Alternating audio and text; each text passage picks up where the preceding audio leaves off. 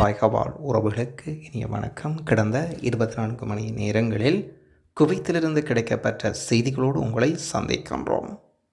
முதலாவதாக வெளிநாட்டில் வாழும் தமிழர் நிலைச்சங்கத்தின் ஒரு அறிக்கை ஒன்றாம். வெளிநாட்டில் வாழும் பாண்டிச்சேரி மக்களுக்கு தனிநல அமைச்சகம் நல வாரியம் அமைத்து தர வேண்டி பாண்டிச்சேரி அரசின் முதல்வர் ரங்கசாமி அவர்களை நேரில் சந்தித்து கோரிக்கை.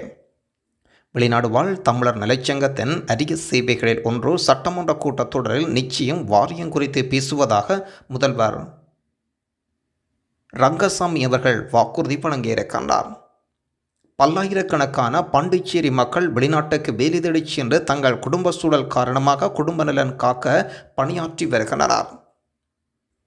ஆகவே வெளிநாட்டில் பணியாற்றும் பாண்டிச்சேரி மக்கள் பல துன்பங்களுக்கு ஆளாக நிலையில் பல ஆண்டுகளாக இருந்து வருகின்றது. அதற்கான சரியான தீர்வு ஏற்பட கேரள அரசு போன்று சமீபத்தில் சட்டம் இயற்றிய தமிழ்நாடு அரசு போன்றும் வெளிநாடு வாழ் பாண்டிச்சேரி மக்களுக்கு தனிநல வாரியம் தனிநல அமைச்சகம் அமைத்துவிட்டால் நம் அரசின் மூலம் வெளிநாட்டில் பணிபுரியும் பாண்டிச்சேரி மக்களுக்கு ஏற்படும் கஷ்டங்களுக்கும் துன்பங்களுக்கும் தீர்வு காண முடியும். குறிப்பாக பணிபுரியும் இடங்களில் ஏற்படும் பல்வேறு பிரச்சினைகள், மரணங்கள், கல்வி சார்ந்த பிரச்சினைகள் என்று பல்வேறு இருக்கின்றன. ஆதலால் பாண்டிச்சேரி முதல்வராகிய தாங்கள் வெளிநாட்டில் பாண்டிச்சேரி மக்களின் நலன் காத்திட நிலவாரியம் அமைத்திட அடையாள அட்டை வழங்கப்பட்டு அவர்களுக்கான நலத்திட்டங்கள், உதவிகள், பிரச்சினைகளுக்கு தீர்வு கிடைத்திட வேண்டாம்.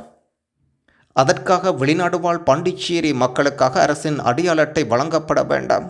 வெளிநாடு வாழ் தமிழர் நல அறக்கட்டளை நிலைச்சங்கம் சார்பில் கோரிக்கையை பாண்டிச்சேரி முதல்வர் ரங்கசாமி அவர்களை இல்லத்தில் நேரில் சென்ற மாநில பொதுச் செயலாளர் கண்ணன் அவர்களும், மாநில துணைத் தலைவர் நூருல்லா அவர்களும், கடலூர் மாவட்ட தலைவர் சுரேஷ் அவர்களும், சிதம்பரம் நகர தலைவர் காளிதாஸ் அவர்களும், புதுச்சேரி மாநில பொறுப்பாளர் சிவா ஆகியோர் இதில் கலந்து கொண்டனர்.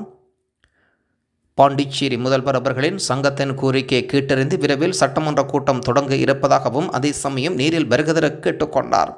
நிச்சயம் மக்களுக்கான கோரிக்கை நிறைவேறும் என்று பாண்டிச்சேரி மக்கள் சார்பில் எதிர்பார்க்கின்றோம். இதன் மூலம் வெளிநாடு வாழ் பாண்டிச்சேரி மக்கள் வாழ்வில் ஒளியேற்றிட வேண்டும் என்பது சங்கத்தின் பிரதான நோக்கம்.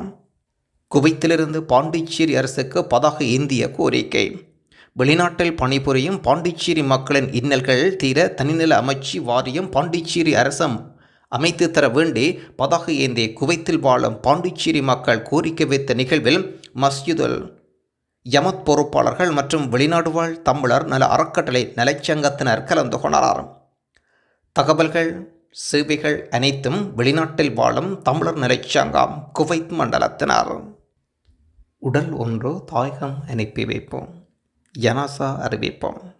கேரள மாநிலம் மலப்புரம் மாவட்டம் பரப்பனாங்கடி ரோடு நாடகளத்தில் பகுதியைச் சேர்ந்த பால்சுதீன், அவருடைய தந்தை பெயர் அம்சா, 22/6/2024 மாரடைப்பின் காரணமாக உயிரிழந்திருந்தார். இவர் குவைத் நாட்டில் சென்னை பிரியாணி உணவகத்தில் பணிபுரிந்து வந்த நபர் என்பதும் குறிப்பிடத்தக்கது. இவருடைய ஜனாசா குவைத் நாட்டிலிருந்து ஏர் இந்திய விமானம் மூலம் கொச்சின் சென்றடைந்திருக்கின்றது. பின்பு அவருடைய சொந்த ஊருக்கும் சென்றடைந்திருக்கின்றது. தகவல் குவைத் தமிழ் மக்கள் சேவை மையம். குவைத்தினுடைய போக்குவரத்து பொது இயக்குநரகம் காலை 11 மணி தொடக்கம் மாலை 4 மணி வரை இயக்கத்தடை மீறியதற்காக 90 டெலிவரி மோட்டார் சைக்கிள்கள் போக்குவரத்து பொது இயக்குநரகம் பறிமுதல் செய்திருக்கின்றார்கள்.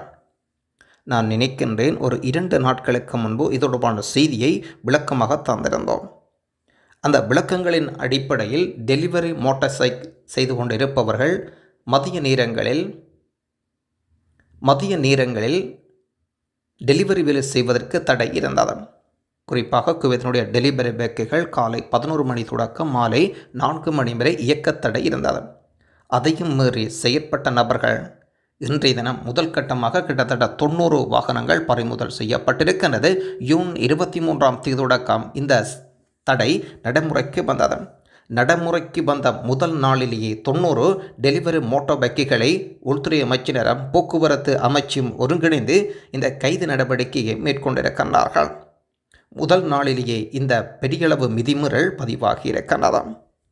நேற்றைய தினம் ஒரு செய்தியை சொல்லியிருந்தோம். கிட்டத்தட்ட ஒரு அப்பார்ட்மெண்ட்டில் சட்டவிரோதமாக விற்பனை செய்யப்பட்டு வந்த பார்மசி பொருட்கள் கைப்பற்றியிருந்தார்கள். அந்த கைப்பற்றப்பட்ட மூன்று பேரும் வங்கதேசத்தைச் சேர்ந்தவர்கள். 3 வங்கதேச ஆண்களையே இவ்வாறு மானிய விலையில் பொருட்களை திருடி சட்டவிரோதமாக விற்பனை செய்து வந்ததன் அடிப்படையில் இவர்கள் கைதாக்கியிருக்கின்றார்கள். இவர்கள் விற்கப்பட்ட பொருட்கள் அனைத்தும் பாம்பசைகளில் விற்கப்படும் பொருட்கள் என்பதும் குறிப்பிடத்தக்கது. குவைத்தில் புதியதோர் உதயம். ஹெப்டன் உணவகம். தமிழ்நாடு பாரம்பரிய அறுசுவகை உணவகம். ஹெப்டன் உணவகம் south Indian, north Indian, Chinese food என்றும் சொல்லியிருக்கிறார். மஹபுல்லா 1 ஸ்ட்ரீட் 101 குவைத். மேலும் விவரங்கள் தொடர்புகளுக்கு 965 5079 54 29. இன்னும் ஒரு தொடர்பு இலக்கம் 965 41 03 1779. குவைத் நாட்டுக்கு டெலிவரி டிரைவர்கள் தேவை. சம்பளம் 150 தினார் வழங்கப்படும். தங்குமிடம் வழங்கப்படும். வயது 40க்குள் இருக்க வேண்டும். 12 மணி நேரம் வேலை. குவைத் லைசன்ஸ் இருக்க வேண்டும் மற்றும் குவைத்திலிருந்து வந்து 2 வருடம் முடிந்திருக்க வேண்டும். இது புதிய விசா தொடர்பான அப்டேட். தொடர்புகளுக்கு 82 20 88 08 44. குவைத்தில் நகராட்சி துறையினர் தீவிர களப்பணிகளை மேற்கொண்டு வருகின்றனர். அதன் அடிப்படையில் இன்றைய தினம் குவைத்தினுடைய நகராட்சி பர்வனியா கவர்னரேட்டின் பல்வேறு பகுதிகளில் இருக்கும் சொத்துக்கள் மீது தீவிர கள ஆய்வுகளை நடத்தி வருகின்றனர்.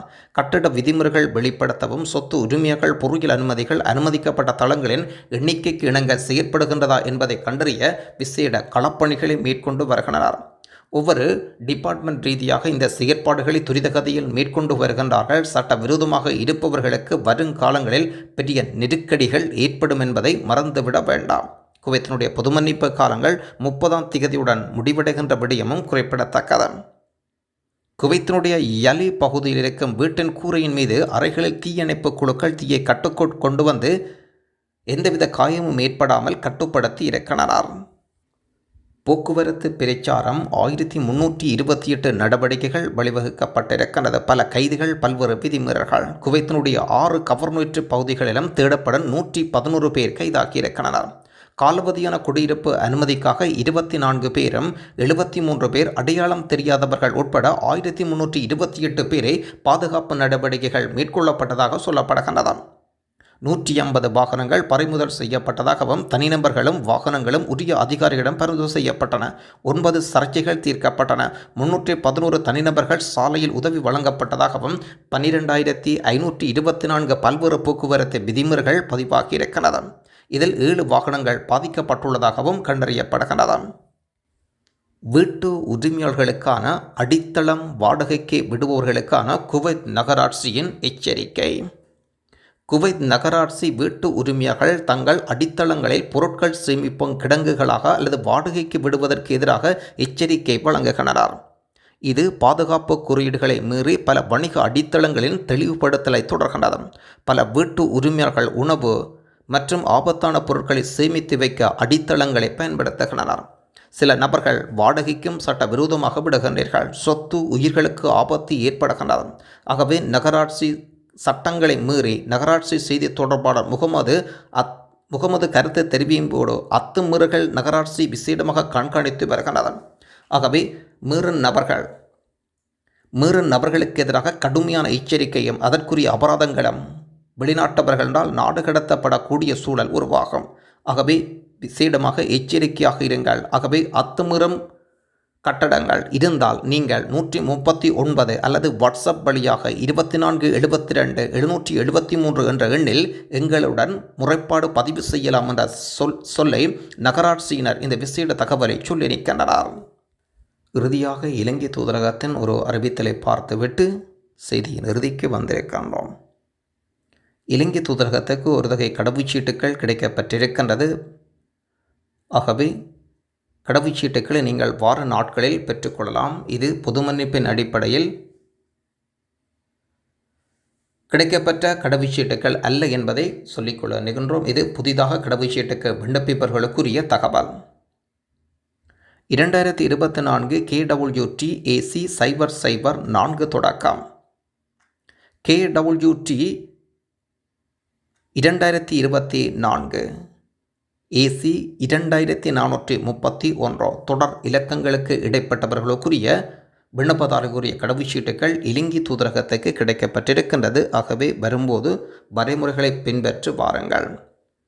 நன்றி. எமது தாயகவாழ் உறவுகளுக்கு மீண்டும் இன்னும் ஒரு குவைத் பற்றிய விசேட செய்திகளோடு உங்களை சந்திப்போம். எத்தனை நபர்கள் நீங்கள் வெளிநாடு வாழ் தமிழர் இலங்கை சங்கத்தில் பதிவுகளை மேற்கொண்டிருக்கின்றீர்கள், குறிப்பாக வாட்ஸ்அப் குழுமத்தில் இணைந்திருக்கின்றீர்கள் விவரங்களை கொமெண்டில் பதிவிடுங்கள். அவர்கள் ஏற்கனவே இந்த வாட்ஸ்அப் குழுமம் ஆரம்பிக்கப்பட்டு விட்டது. குறிப்பாக இலங்கை மக்களுக்கு தமது சேவைகளை செய்வதற்காக வெளிநாட்டில் வாழும் தமிழர் நிலைச்சங்கம் இலங்கை என்ற பெயரில் இந்த வாட்ஸ்அப் குழுமம் ஆரம்பிக்கப்பட்டிருக்கின்றது என்பதையும் நினைவூட்டிக் கொள்ள விரும்புகின்றோம். நன்றி, வணக்கம்.